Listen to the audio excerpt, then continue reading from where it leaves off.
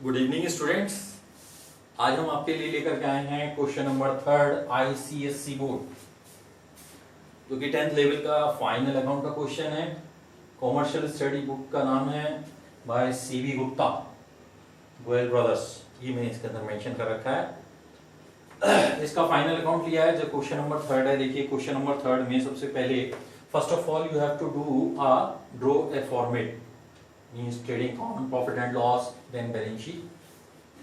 Balance sheet जब आप format बनाएंगे, लायबिलिटीज अमाउंट, एसेट्स अमाउंट, उसके अंदर owner and equity, long term loan, current liabilities, contingent liabilities और fix assets, investment, current assets, fictitious assets, ये headings पहले से ही ड्रॉ कर दीजिए, चाहे क्वेश्चन में इंफॉर्मेशन में हो चाहे वो नहीं। इसे क्योंकि कहते हैं मार्शलिंग, ये एग्जाम में मार्शलिंग कराई ही जाती है। अगर आप नहीं करते हैं तो आपके माइनस में 2 मार्क्स काट दिए जाते हैं, इसलिए आप इसको जरूर से मेंटेन करें।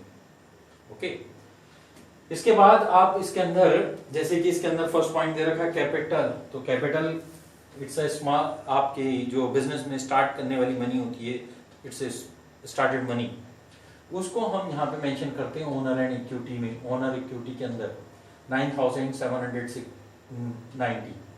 इसके बाद नेक्स्ट दे रखा है हमारे पास ड्राइंग्स इसमें से माइनस कर दी जाती हैं, 2100 के दे रखे हैं, माइनस करके आपके पास आ गया 7690। इसके बाद नेक्स्ट पॉइंट दे रखा है डेटर्स, क्रेडिटर्स। डेटर्स हमारी होती है करंट एसेट्स, उसे करंट एसेट्स वाले सेगमेंट में लिखेंगे 8220।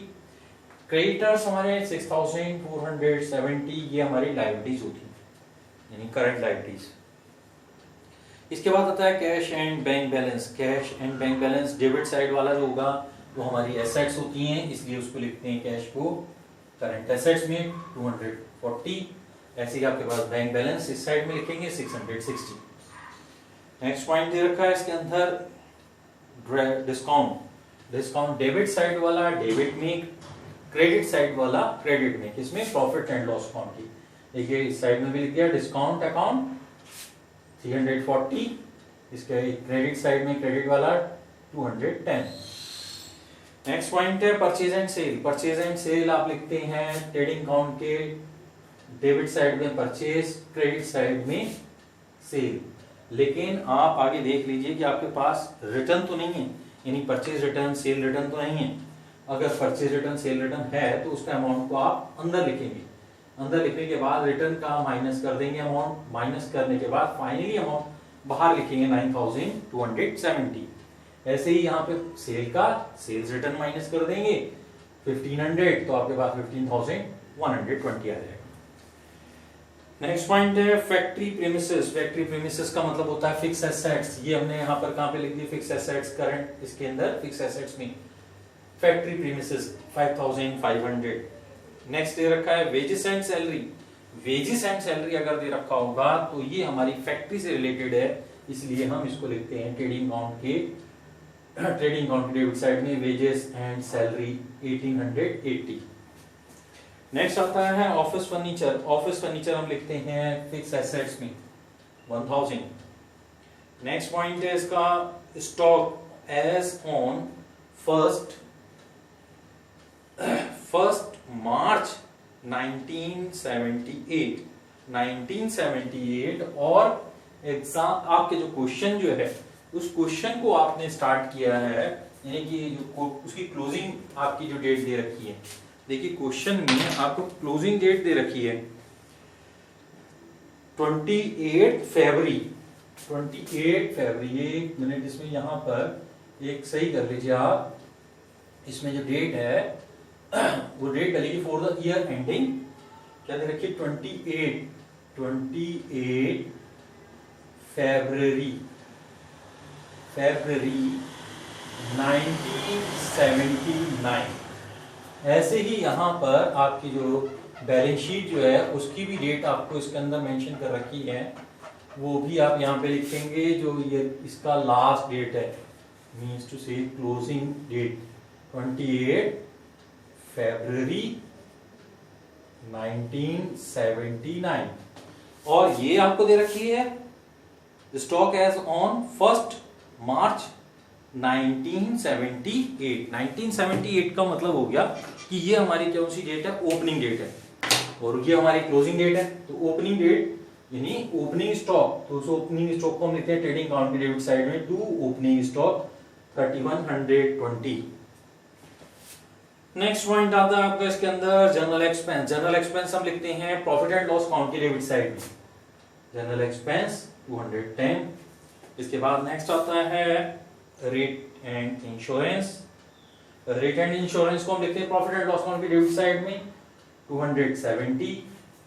इसके बाद नेक्स्ट हमारे पास दे रखा है return inward and return outward. इसको हम ऊपर लिख चुके हैं, मींस ये परचेज रिटर्न और सेल्स रिटर्न है, इसको हम ऊपर मेंशन कर चुके हैं। इसके बाद आता है लास्ट पॉइंट, इसका है बैड डेब्ट्स। बैड डेब्ट्स हम लिखते हैं प्रॉफिट एंड लॉस अकाउंट की डेबिट साइड में 100। इसके बाद देखिए नीचे क्लोजिंग स्टॉक दे रखा है 20 फॉर द ईयर एंडिंग 28 फरवरी 1979। 1979 यानी कि क्लोजिंग डेट पे आपको दे रखा है इसका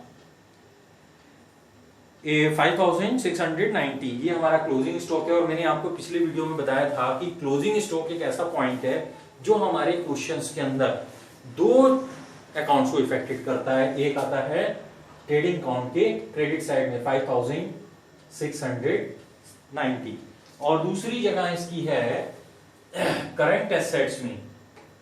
यहां पर आप लिखते हैं इसके क्लोजिंग स्टॉक को 5690, दो जगह पर आता है, ये यहां पर आया, एक यहां पर आया। ये सब पॉइंट्स लिखने के बाद में हम इसकी टोटलिंग करते हैं, means gross profit, net profit, इसको निकालना होता है। किस तरह से निकालते हैं, मैंने देखिए पहले भी पिछले वीडियो में भी आपको बताया था, वर्किंग नोट में मैंने नोट कर दिया है कि ग्रॉस प्रॉफिट या नेट प्रॉफिट निकालने का एक फॉर्मूला मैंने अपनी तरफ से इजाद किया, अपनी तरफ से बनाया है, जिसके अंदर आपके हैं क्रेडिट साइड में से जब हम डेबिट साइड का बैलेंस को माइनस कर देते हैं, क्रेडिट में से जब डेबिट साइड के माइनस कर देते हैं, यानी क्रेडिट साइड का जब ज्यादा होना चाहिए, अगर ज्यादा होगा तो नेट प्रॉफिट या ग्रॉस प्रॉफिट निकल के आएगा आपके पास, और डेबिट साइड का उसमें से माइनस कर देंगे। जैसे कि सपोज यहाँ पर मैंने देखिए ये वर्किंग नोट छोटा सा दे दिया है, इसके अंदर ये मैंने क्रेडिट साइड का टोटल करा, यानी क्रेडिट साइड का मतलब है ये वाला सारा टोटल 15,120, 5690, इन दोनों का जब मैंने टोटल करा तो आ गया मेरे पास क्रेडिट साइड का 20,810। 20,810 ये क्रेडिट बैलेंस आ गया। इस साइड का डेबिट साइड का टोटल करा 14,270। इसमें से जब मैंने इसको माइनस किया तो हमारे पास आ गया ग्रॉस प्रॉफिट। क्यों आ गया? क्योंकि क्रेडिट साइड का मेरा ज्यादा है। क्रेडिट साइड का जब ज्यादा होगा तो आएगा नेट प्रॉफिट या ग्रॉस प्रॉफिट, और इसी तरह से अगर डेबिट साइड का ज्यादा होगा और क्रेडिट साइड का कम होगा तो हमारे पास निकल के आएगा ग्रॉस लॉस या फिर नेट लॉस। सपोज यहां पर तो अभी हमारे पास जो है ग्रॉस प्रॉफिट आया, ग्रॉस प्रॉफिट हमने यहाँ पे मेंशन कर दिया क्योंकि कम वाले साइड, इन दोनों में से कम वाला साइड कौन सा है? 14,270 यानी क्रेडिट साइड का। तो क्रेडिट साइड में हम लिख देते हैं 2, ग्रॉस प्रॉफिट 6,540। इसको आगे क्रॉस एंट्री करके प्रॉफिट एंड लॉस अकाउंट में चेन बना देते हैं, जैसे चेन होती है जब एक दूसरे के साथ में जुड़ी भी होती है, इसी तरह से ये भी एक दूसरे से अकाउंट अटैच होती है। तो ये वाला जब ग्रॉस प्रॉफिट हम यहाँ पे मेंशन कर देते क्रेडिट साइड में। अगर सपोज हमारा यहाँ पर आता ग्रॉस लॉस, तो ग्रॉस लॉस हम यहाँ पर लिखते, फिर उसकी एंट्री हम यहाँ पर करते प्रॉफिट एंड लॉस में। ठीक है, अभी तो हमारे पास यहाँ पे क्या है? Gross profit. ग्रॉस प्रॉफिट को हम लेकर के यहाँ पहुंच गए 6,540। इन दोनों में से बड़ा वाला अमाउंट दोनों साइड में एक जैसा लिख दिया जाए, जैसे हम वेट करते हैं तराजू में तो बराबर करते हैं ना, तो ऐसे ही बड़ा वाला अमाउंट दोनों साइड में लिख देंगे, बराबर देखिए, ठीक से इक्वल दिखे। ओके, नेक्स्ट हम क्या करते हैं? नेट प्रॉफिट निकालने के लिए हमने उसका टोटल करा, यानी कि क्रेडिट साइड का टोटल का 6,750। ऐसे ही इधर का डेबिट साइड का करा 340, 210, 270, 100, इनका ब्लैक वाले जो मार्कर से मेंशन कर रखा है उसका सबका टोटल करा और टोटल आ गया 920। इसे जब मैंने इसमें से माइनस किया तो आ गया मेरे पास नेट प्रॉफिट 5,830। 5,830 अब कैसे लिखना, कैसे मैंने आपको पहले भी बताया था, इससे पहले वाले वीडियो में कि आप इन दोनों में से, डेबिट और क्रेडिट में से जोन से वाले बड़े हैं, उन बड़े वाले को तो आप यहाँ पे मेंशन कर दें। बड़ा कौन सा है? 6550, उसको आपने यहाँ पे दोनों साइड में मेंशन करना है। माइनस करके हमारे पास जो आया वो आ गया नेट प्रॉफिट। नेट प्रॉफिट कैसे आया? क्योंकि मैंने आपको बताया नेट प्रॉफिट आएगा जब क्रेडिट साइड का बड़ा होगा। अब इसमें क्रेडिट साइड का तो बड़ा है, क्रेडिट साइड का जब बड़ा है मोर देन अमाउंट, तो उस अमाउंट को हम क्या करते हैं, नेट प्रॉफिट को लिखते हैं कम वाले साइड में। कम वाला साइड कौन सा है? 920 वाले साइड में लिखते हैं।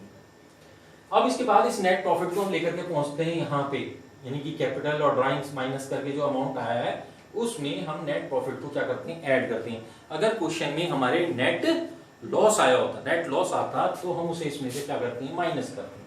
अभी नेट प्रॉफिट आया तो नेट प्रॉफिट इसमें से क्या करेंगे, ऐड करेंगे। तो ऐड कर दिया हमने 7690 में, तो हमारे पास आ गया 13520।